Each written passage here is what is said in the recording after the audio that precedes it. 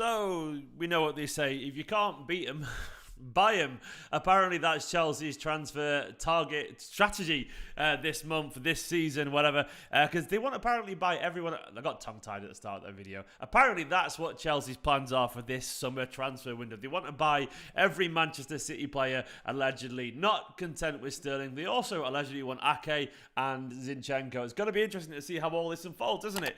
So, welcome to the video. Thank you for watching already. Do hit that like button. Do hit that subscribe button if you're new to the channel, where we're covering all the transfers over the summer, and of course there'll be loads of pre-season content and all that kind of stuff. Hello to everyone in the live chat as well who's already here joining me for this episode of the Transfer Target. Please do get those likes up. It does help support the channel massively, so hit the like button as you're watching this video. I would also quickly like to say, please do support the channel as well by downloading Football, by scanning that QR code next to my face. Where is that? I always get it in the wrong angle. Right there, or clicking the link in the description to get news about every team, every player, and every goal from across the world of football. If you want to see Chelsea's summer plans to sign Manchester City players, OneFootball. If you want to see Manchester City going to sign, OneFootball. You want the information, the stats about all the players that your club is going to sign, OneFootball. And of course, it does help support me a little bit on the channel here as well, and that is massively appreciated, always is. So download OneFootball right now, scan that QR code, click that link in the description, and nourish your football knowledge.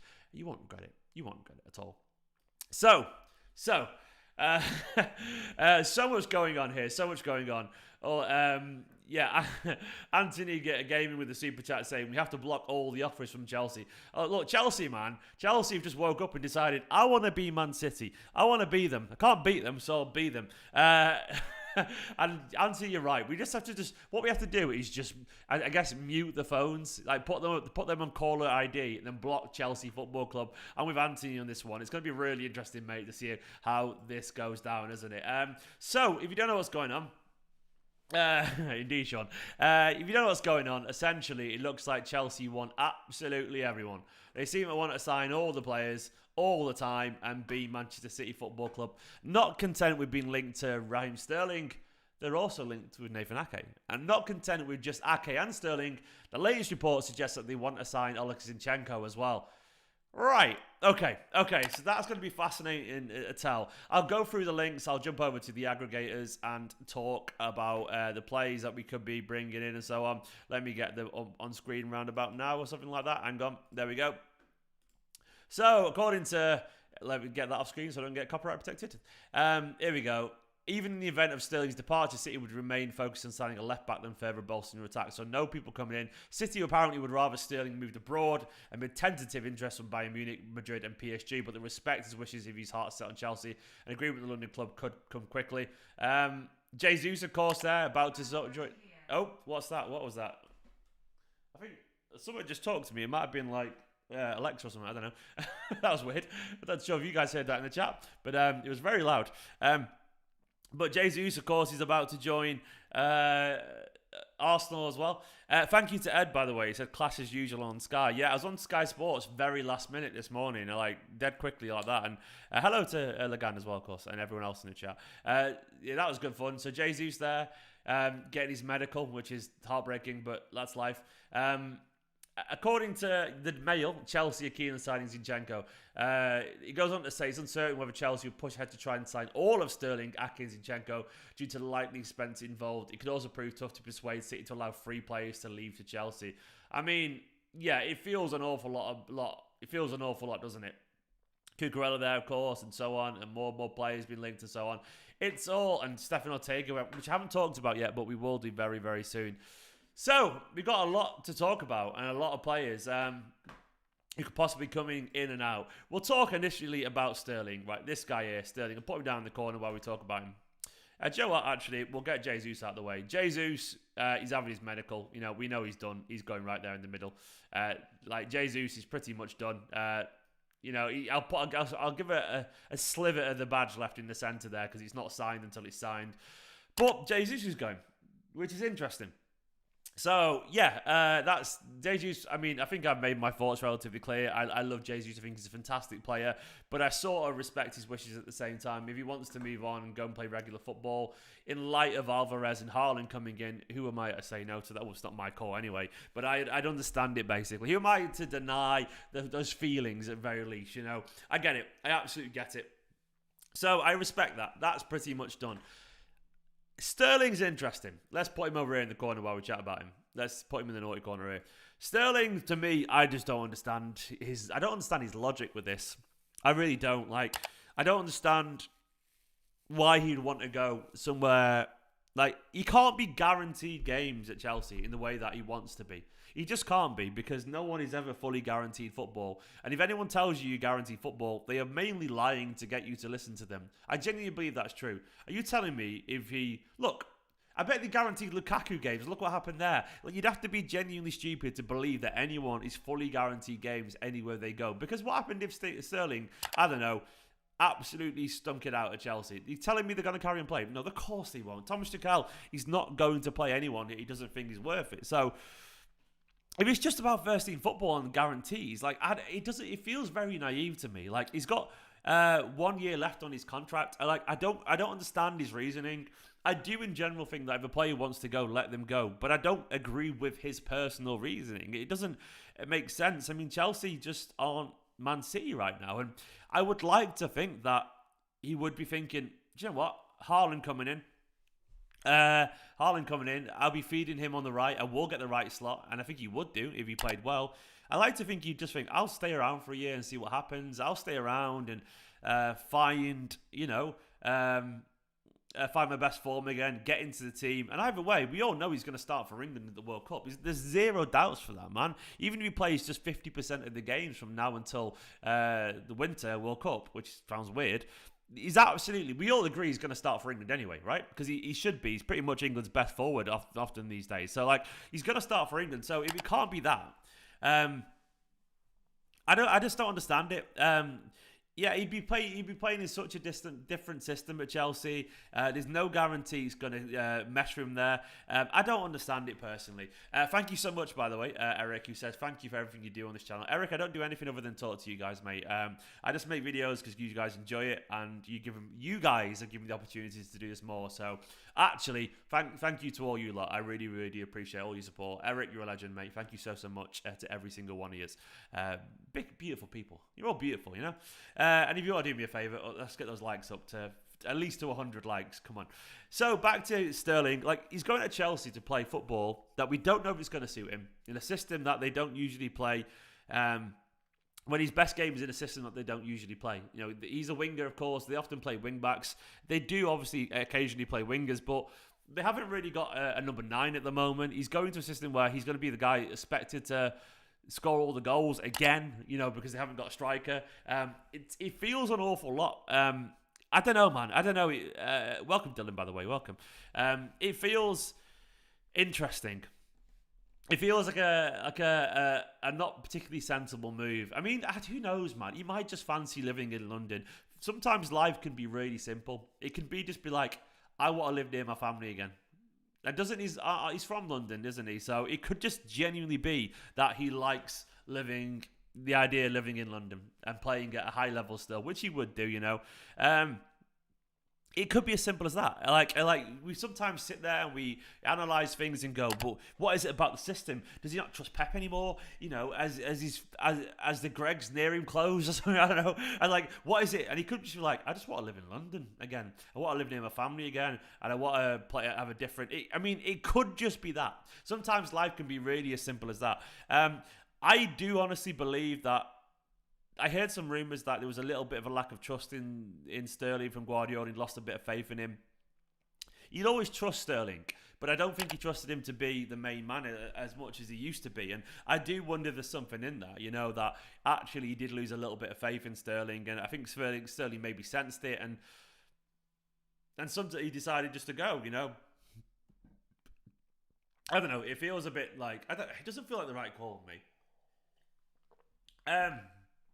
Super chat here from, where's it gone? It's from Burnout Jack, says, I love Raz. He's been class for us, but seeing him miss sits with Chelsea rather than us would be a stress relief. I get that, Jack. I mean, I love Raz. I do think he's great. He can miss a sitter. The Chelsea fans aren't famously toxic towards Sterling for what it's worth. It was a small minority, of course, but you know he hasn't got exactly a great reputation among some Chelsea fans already. So that'll be interesting to see how that goes down. And I must admit, it's going to be interesting to see how he settles in over there if he does go there. He could be very frustrating. It could be very frustrating. I agree with that, Jack. And I must admit, it could look. I don't wish him badness at all. I don't at all. But it'll be very interesting to see how he handles this scenario over there. So in terms of where he's on the transfer target, I think he's here. You know, I think he's still pushing inwards towards the centre ring. Not quite the centre ring yet, but do you know what? I'll put him in a little bit. I'll put him around about there because I think he is touching towards going. Unfortunately, it just feels like the writing's on the wall a little bit, doesn't it? I wish it wasn't, but that feels like how it's going. I mean. The idea of Sterling going, to me, is a bit of a surprise. Having said that, do I think that we can handle it? I do believe we can handle it. Should we be in a situation where we have to consider this? Probably not. You know, I'd rather that we're just comfortable with the squad and so on. People obviously are cautious about a youngster replacing him in the squad. It looks like Cole Palmer could get chances next season. Now, he isn't Raheem Sterling at the moment. Of course he isn't. He's not a highly established elite winger on the international stage, on the European stage, on the Premier League stage. You cannot replace that experience, that seniority, that ability, that essentially that profile, that style of play with someone like Cole Palmer. You can't do. So what you are hoping is that actually someone like Cole Palmer comes in and develops at a rate that many people probably don't think he can do in terms of pace. In terms of pace of development and so on. And I actually think Cole Palmer is better than we realise. I genuinely think he is. I mean, that's not to say he's Sterling right now in quality, but does he have to be at this second? Because we do have Mahrez, and we do have a new way of playing coming up. I think we all probably agree that the way we're going to play is going to be very different. But I do think Cole Palmer is better than we realise. Honestly, I've been a Cole Palmer fanboy for some time. I mean, he's fearless. He genuinely can sit international quality centre-backs on their arse. We watched him do it to Stones in training and on the clips and so on. I weirdly do think we are in a better position than maybe we realise. Not better position, but a stronger position than we're giving ourselves credit for, I guess. Like, I don't think the drop-off will be intense. We might drop off a tiny bit, but where we'll drop off in terms of wingers, I actually think will massively improve in terms of goal scorers in the middle. So it's a little bit of give and take, really. I'd rather we didn't have to give anything away, but I think ultimately we'll have to see. Keikie's more of an inverted winger as well, Ayush. Keikie's an inverted winger too. I think Palmer's much better than Keikie, by the way. With all due respect to Keikie, I think Palmer's much more ready. I heard a little rumour, and you guys don't have to believe me if you don't want to, and it's not come from anyone at the club or anything like that. I just heard a little rumour that apparently McAtee and Palmer have been told that they would get Sterling's minutes, you know, if he goes.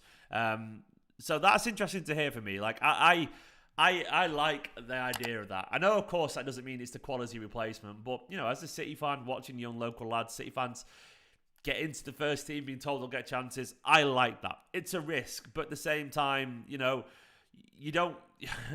But the bold people take big risks, you know, and I think Manchester City and Guardiola, they can be quite bold when they want to, man. Like, I find that really interesting. Like, the idea of those two being told they can get game times, and we sit here as fans and go, "I want academy players to play. Why aren't we using the youth players?" Blah blah blah blah. Pep, you never play the academy players. You never do it. What's wrong with you?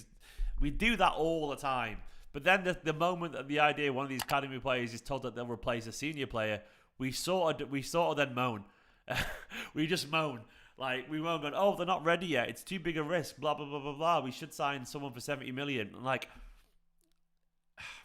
it might be too big a risk. I don't know. But we all know, ultimately, that we can't have you can't have your cake and eat it, basically. You can't. You have to have... Yeah, if you want a young players to go, get a chance, a senior player has to go. That's simply pretty much how it is. It could mean that... you know, that we drop off a little bit, but it also could mean that we don't, and we actually do really, really well. I don't think people say we're going to drop off next season. We're not going to drop off. We just look look, people keep saying, acting like Sterling was an absolute key player for last season. He was pretty decent, but we did a lot of the stuff we did last season without Sterling involved. That's not to play him down, but it's literally true. It's factually true. The reason Sterling is going is that he didn't play in a lot of big games last season, you know? He played in an awful lot of them, but not all of them. And the reason he's going is because he wants to be more of a regular. So I do think we'll miss his quality, but at the same time, his quality wasn't always the main reason that we did so well last season. One thing I will say is that I think we're presuming as well that being predictable next season with inverted wingers and so on, he did help us win the league, but so did all the other people. You know, like Grounds Boulevard. So did everyone else, and he got the assist, and that was absolutely huge. And I'm not playing that down, but there was many games that we played really well that he wasn't involved in. And I guess the point I'm making there is that we can play without Sterling. We've proven it, and it's not the be-all and end-all. And I keep people will saying we'll become predictable. Look. So many great teams are predictable, but it doesn't mean you can stop it. Like, I think what City will do this season is we'll be more predictable, maybe. Maybe we'll be inverted wingers, and we'll cross it time and time again to Haaland. But Haaland's 6'5", and we've got some of the best crosses in world football in the likes of De Bruyne, and Mahrez is great at dinking, and Cancelo, and Phil Foden. Look, they eventually are going to concede chances to Haaland and so on. So, for me, as much as it'll be predictable, Reece Neal, you said 6'4", but during the Inside City thing, he asked how tall he was, and he was like 6'4.8" or something like that. So, essentially, he's closer to 6'5", basically. So, he said he's grown as well. So, actually, yeah, he's massive. He's absolutely huge. He's like 6'4" and 6 foot. Okay, either way, he's like, he was really close to 6'5". I can't remember how the measurements work. I've kind of got off a little bit there. But basically, yeah, I just think we'll be whipping the crosses in. We'll play overlapping fullbacks. If we do sign Cucurella as well, we'll have overlapping fullbacks and all this kind of stuff. So he's 6'4" until he's 6'5". That's how it works, Martin. I agree, actually. But essentially, I round up anyway. We all round up our height by half a foot. Let's be honest. You know, if we got there. We will do it. We will take it. So, it's, for me, the football may be more simple, but it's going to be brilliant either way. It will work because we're Manchester City and we're fucking great. Just because you're tall doesn't mean you're good. Yeah, I'm not sure if you've seen Haaland's recent goals, mate. They're wonderful. Yeah, there we go. FT Photon said, yeah, Haaland was 195.2 centimetres, which is about 6'4" and 8 inches, I think. So he's closer to 6'5". But as someone said, he's 6'4" until he's 6'5". That's how it works. He's a very tall man, is what we're getting at. Interesting super chat here from Thakur Yogeshwar Singh says, "What? Sorry, mate, I butchered your name. I tried. What do we think about Sane for Sterling?" No, to me that's closed. I think Sane as well is actually sort of struggling again at Bayern, up and down. Look, for me, no. I think if you move on, you move on, and I think it ended relatively unsanctimoniously. It ended with mild frustration with Sane. No bad blood, but definite mild frustration. And I've seen nothing at Bayern to suggest that he wouldn't be exactly the same, you know. He'd come in and be relatively great and then relatively frustrating. And I don't think we need him back anymore. To me, that door is closed. But if he came, I wouldn't complain. But I don't think it's something that we need to do personally. It is what it is there. Serge Gnabry, that would be interesting, wouldn't it? I'd take him for what it's worth. But I think we're just going to make do. One thing I would say is I don't want to make do without this guy, Ake. Look, Ake, now, the reports are that they want him now. He's one of their high targets during this summer window. There was rumours that we asked Newcastle for around 50 million for Ake. Look, for me, it's the homegrown and the Chelsea tax and the American tax. If Ake wants to go, we ask for more money than 50 million. We've got to start at 60 million there because why would we take anything less than that? Like, what is the point? Why would we spin on that? You know, I don't understand the reasoning of going cheap on Ake. Like, look, we don't want just our money back, man, because then we have to sign a player.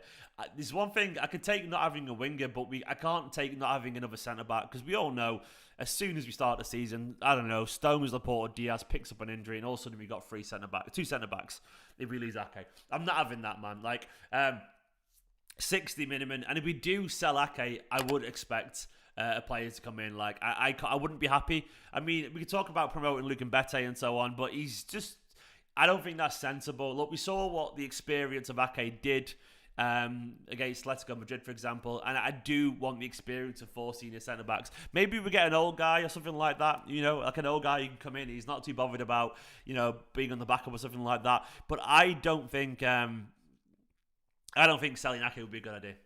I don't think he would be, personally. He was bigger last season, and I think we saw the value of having 4 quality centre-backs. And yeah, for me, it seems silly to let him go and not bring in someone at very least of substantial quality. As it is currently, I'm going to say he's on the outside ring around about here. I don't think he's close to going, but I think there's an idea there. I do think he would be tempted, so I'm going to put him round about here on the transfer target. In terms of Zinchenko, look, for me, this would be, you can't sell free players to Chelsea, and we won't sell free players to Chelsea. If they do, if we say to him, look, go on then, give us 150 million, and then we invest 50 million, best part of 50 in Cucurella. It's a lot of money, but that's what we'd probably do. And then we'd probably go and sign a centre-back or someone, I don't know. Ko Itakura is not Manchester City quality, mate. Someone in the chat is saying that he's not City quality, and he hasn't proved it either. So, not for me. De Rossi and Isco, yeah, that takes me back, mate. Fucking hell. Get Joe back at the same time. So for me, for Zinchenko, I would say Zinchenko is currently still very much on the outer rings around here. I can't see him leaving. I think there's a chance he could do, but to Chelsea, no chance. I think that's really unlikely, personally. I just don't see City counting in it. There were some rumours going around the forums from the local forum, Tommy Zadu over there, that suggested that City have said, well, give us Reece James in exchange for some money. There's no way Chelsea would go for that. I don't blame City for asking if it's true, but just because someone suggested it, it doesn't mean it would actually happen. I can't see. I've just mentioned that, JH, actually. City apparently, asking for Reece James in part exchange. They won't say yes to that. There's no chance. I mean, that'd be interesting. That would be very interesting, because Reece James is a quality footballer, but they ain't going to say yes. Imagine there was one big random surprise left, one twist in the tail. Who do you think it would be? People asking for Rafael Leao. Look, I don't think we are going to go for a striker. That's what the reports are suggesting, a forward, that if it did happen, Sterling did go, we wouldn't actually go in. That's interesting, isn't it? I'm not sure if I agree. I don't know. Ultimately, when you go to look at the squad and so on, it would still be really, really good. It would be very good still. Our squad would be more than capable. It would be at a high level still, even without Sterling. Sorry, I'm just seeing if someone's going into our backyard there over there. I can just see through the window. They're not. They're going into someone else's. But yeah, ultimately, the level would be very, very high, even with Sterling gone. And I do think we'd find a way to solve any problems. People are mentioning Neymar. I can't see Man City going for Neymar. He's got the quality. He gets his month off for his sister's birthday, of course. Gets injured a little bit. Neymar is one of those guys where he's in that exact ground of being, brilliant, but at the same time, he annoys me. Some players just annoy you. Some players annoy you where it's as much as I want him to stay, as much as I would enjoy if he came with quality, I sort of don't want City to go for him, so we'll see. I think we also probably just need to remember that things always seem pretty bad, but sometimes a change can be relatively decent anyway. A bit of a shake-up and all that kind of stuff can be good for the squad. It can change things up a little bit. And I sort of respect that, I sort of respect that, the need to do that. It'd be fascinating to see how things go with essentially a shaken up squad. Guardiola likes the squad to be refreshed. He likes it to feel different. And we have to respect that, I guess. But guys, let me know down in the comments, of course, what you make of all these little rumours. Who do you want to see come in? Do you think Sterling will go? Jesus, Ake, Zinchenko. Jesus, of course, is going. And I'll be back live again later. I'm off to the gym now for midday. But thank you for joining me for this little live. Do hit the like button. Do hit the subscribe button. I'll catch you all very, very soon for another video. In a bit. Bye-bye.